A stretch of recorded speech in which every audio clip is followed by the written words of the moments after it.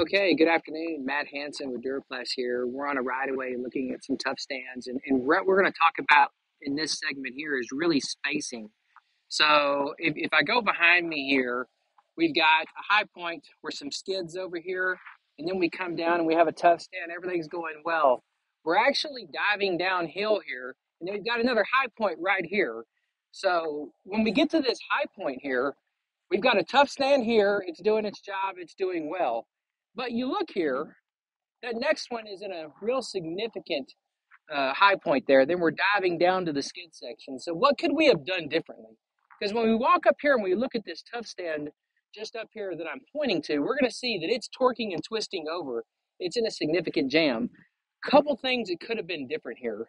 Number one, we could have moved this tough stand further up to catch this because it's basically at the bottom of this rise right now.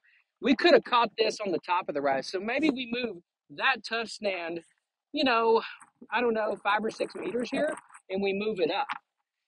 The other thing we could have done much differently in this scenario is this tough stand here, we could have moved down the line closer to the skid section. So in this job here, we're actually laid out where we're putting 3 tough stands, then a crotch section of skids. Elevation has been a challenge on this job with the skid sections, but we created our own elevation here is just how we laid out these stands. So again, we could have moved the stand behind me up. We should have shifted this one down a little bit. We still would have been within the weight load rating of these stands at 3,500 pounds. But on the firing line or the front end, when we're welding out, we really have to be cognizant of spacing and elevation to make sure that we put these in the best position to do well. Thank you.